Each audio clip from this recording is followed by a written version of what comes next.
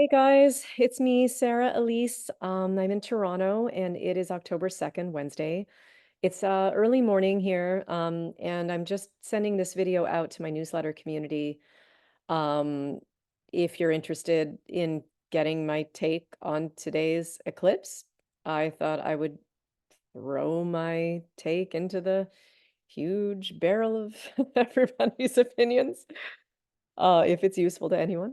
Okay, so the eclipse is, first of all, I want to say we're at the end of a cycle. We're coming to the end of something. Not only like, and this is a karmic closing eclipse. We're ending something. And we've been working on this for about a year, just over a year. We've been working on whatever it is we're closing out. We've been working on it since last July when the nodes shifted to Libra South, Aries North. So around mid-July of last year, 2023, we would have entered a new classroom of Earth School. And now we're coming to the final exam. Okay, so today is kind of like our final exam. And then we're going to have our graduation ceremony on about March 29th with the very last solar eclipse that will happen at this degree point, but in Aries.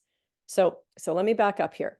Today's eclipse is happening at about 2 o'clock, 47, 48, 49 minutes, somewhere in those, that three, there's an exact alignment that happens somewhere in there.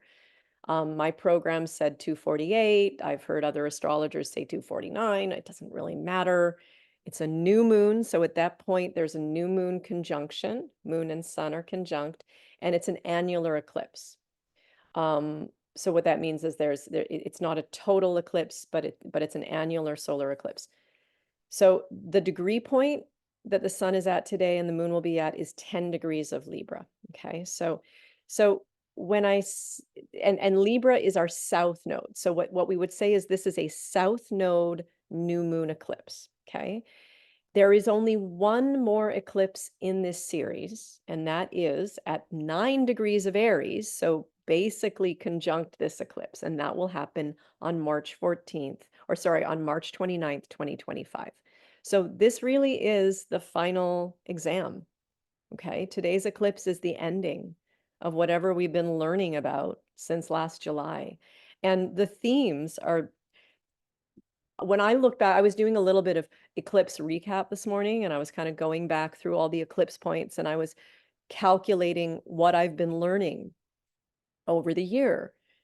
And, for me, it's had to do with where Libra falls in my chart, which is the fourth house, fifth house. And Libra in the fourth house, fifth house is a tendency to look for relationships in order to provide me with a sense of personal emotional security and identity. Okay, so I had a lot of underlying complexes, Libran dynamics, around giving myself or seeking a relationship that I could find myself in the other, very fifth house, or feel safe with another, very fourth house. Okay, wherever Libra sits in your chart is going to be the place where Libra dynamics have been kind of like opening up to get regenerated for you, right? And happy to look at your chart with you if you want to sit down and have a conversation about this. But I recommend for those of you who aren't astrologers or who don't speak the language, just to go on to astro.com, put in your birth data, see where Libra falls, which house it falls in your chart. You'll be able to see that. And then just do a quick Google search on what the meaning of that house is. It's going to give you some keywords about where in your life what part of your life that falls in. Okay, so I know it's a little bit hard to interpret these things if you're just a layperson and you don't speak the language deeply, if you're not working in the psychological structure of the language. So I'm happy to help if you want to just send me a quick email. I'll see if I can help you if I have time. If I'm inundated, I won't be able to, but in any case. Personal example, my lesson cycle feels like it's in its final stages. Like I'm letting go of these patterns, and I had to go all the way through the process of alchemizing them. In other words, I had to play them out unconsciously. I had to attract dynamics into my life that would allow me to play them out in unsuccessful ways so that I could see them reflected back at me, so that I could make a decision, so that I could move ahead. Then now I am in that final kind of reconciliation, acknowledging the pattern, and then letting it go or letting it dissolve. Now, Mars is squaring our new moon today. So Mars brings an energy of like sort of like attack and violation. And Mars is in Cancer.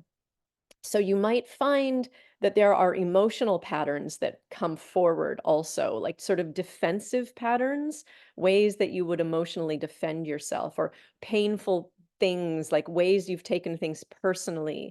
So if you find that you're ready to relax relational structure, like around, let me get into this a little bit deeper. What is a relational structure? I keep using this term. So a Libra South Node karma would be ways that we have tried to control our reality in order to stay comfortable, or in order to stay in a kind of like in a peaceful balance state. So if we've had any situations in our lives where we found ourselves kind of confronting the ways that we avoid confrontation, the ways that we avoid complexity, or that we avoid aggression, or that we avoid violence, or that we avoid any kind of directness, that is Libra. So Libra will avoid all of that. Libra will want to make peace. Libra will be very pleasant. Libra will be on the surface. Libra will try to negotiate with reality in order to keep everything in this kind of this bandwidth of comfortable. As Libra does not like to go beyond its own comfort, its own elegance, its own repartee. So and relative to relationships, Libra will try to control the other in order to maintain a sense of harmony and balance within itself. Now, either it changes itself to meet the other's vibration and thereby lifts itself or lowers itself to their level in order to achieve balance, or it will manipulate the other to come to where it is, and that way it will feel comfortable again. So what Libra is designed to do is create balance. But with a South Node karma around Libra, what we're looking for is the ways that pattern has been unhealthy in our lives, right? And the ways that we've tried to project onto another to feel good inside ourselves, or the ways we've tried to control another to feel good inside ourselves. The reality is, the lesson cycle for the last year and for the next 3 months is all about authentic self. How do we be brave enough to be what we are without needing anybody to agree with us, without needing anybody to compliment us, without needing any company, and without needing to change ourselves to make anybody else happy? Okay, so the lesson cycle's been all about Aries, right? It's been all about direct confrontation and brave authenticity. So today is the final reconciliation of some of those Libran dynamics, some of those unhealthy relationship dynamics, so that we can move forward into new types of relationships. And relationships, hopefully, that are more aligned with who we really are. The problem with Libra is it will bind itself or bond itself to relationships that don't suit it, because it has the tendency to change itself for the other, or expect the other to change for it. And it gets locked into this kind of wrestling match of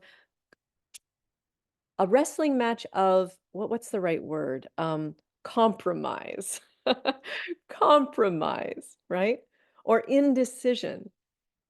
If you are authentically yourself and you're brave enough just to be that which you are, those that like you will naturally gravitate to you.